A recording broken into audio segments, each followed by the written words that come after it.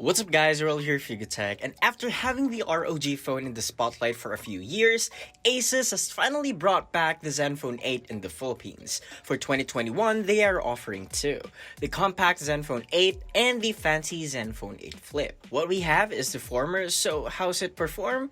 Is the compact build enough for you to get this phone? Just keep on watching to know more.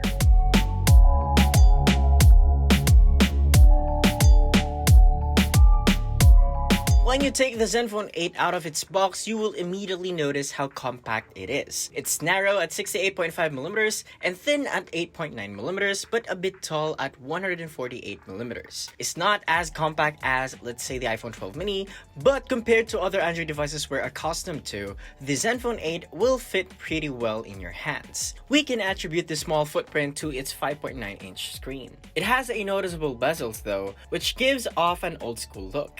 In addition, it has a hole punch on the upper left for the 12-megapixel selfie camera and earpiece/loudspeaker in the top bezel. On the right, we have the volume rocker and the power lock button that also doubles as a smart key for quickly launching apps and features. The buttons are solid and clicky, and given the dimensions of the Zenfone 8, they're easy to reach. Up top, we have the 3.5mm audio jack and the secondary microphone.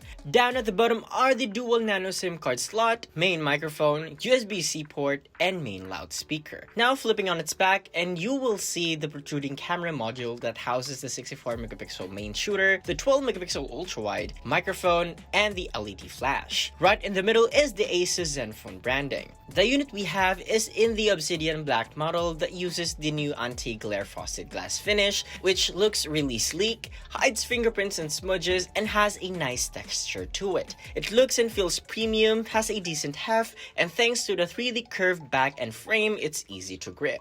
Users will also appreciate its IP68 dust and water resistance, which is a feature the Zenfone 8 Flip doesn't have. Now the display, the Zenfone 8 sports a 5.9 inches screen mounted with Corning Gorilla Glass Victus. It's still a relatively large screen, but compared to the 6 inches plus standard nowadays, it is small but still good enough for watching videos and playing games.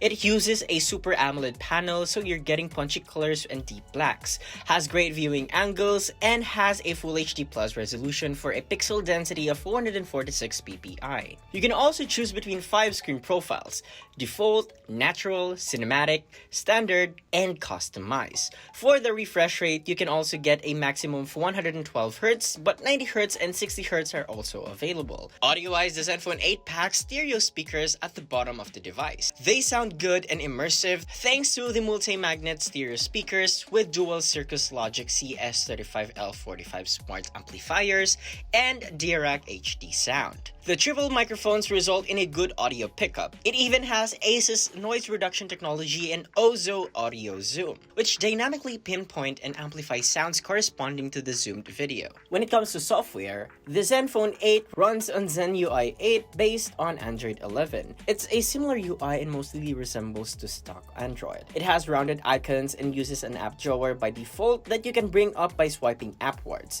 You can navigate using gestures or traditional navigation buttons. And since it's a small device compared to your typical smartphone, navigation is easier with one hand. When it comes to features, it has dark mode, smart screen on, always on, smart key, mobile manager, game genie, twin apps, safeguard, and OptiFlex. As for the app, the device has the usual Google and ASUS apps. I don't think you'll be having an issue when it comes to storage, granted that you are getting 128 gigs for the base model and 256 gigs for the most high-end. Powering the Zenfone 8 is a Qualcomm Snapdragon 888 5G SoC with 2.84 GHz octa-core CPU and Adreno 660 GPU. Our unit has 16 gigs of RAM and 256 gigs of UFS 3.1 storage. That's a powerful configuration worthy of 2021 flagship smartphone status, and you can notice that in the experience. Navigation is smooth, the cameras are snappy, while apps launch fast. For numbers, check out these benchmark scores that we got.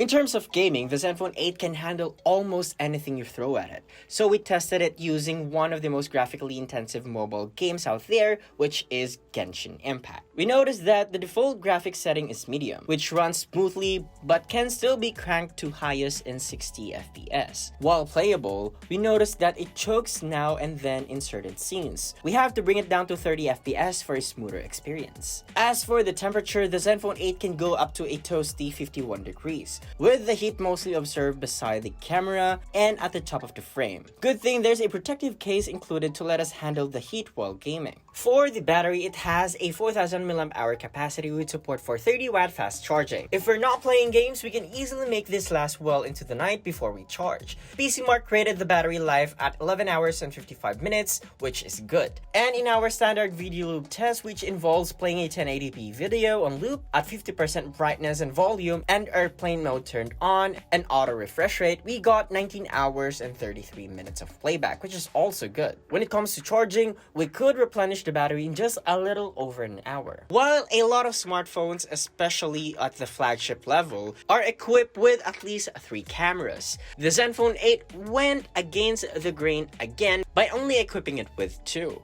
We're looking at a 64MP main and a 12MP ultrawide. However, these two are enough for most cases. For selfies, we have a 12MP shooter. Performance is good and snappy. The quality is also good as the images produced have plenty of details, punchy yet accurate colors, and great dynamic range. Even in dim conditions indoors, the cameras could capture as much light as possible to produce clear and bright images. Low light performance, on the other hand, is not so good though, as some shots tends to get muddy. Selfie performance, on the other hand, is also good with nice portrait effects. But like most smartphones, if you want the best quality, you have to shoot in bright conditions. You can shoot up to 8K at 30 frames per second or 4K at 60 frames per second when it comes to video quality. Quality is also good, smooth, and stable thanks to the video stabilization. Now let's talk about the price. The Zenfone 8 gigs plus 128 gigs of internal storage variant is priced at 34,995 pesos,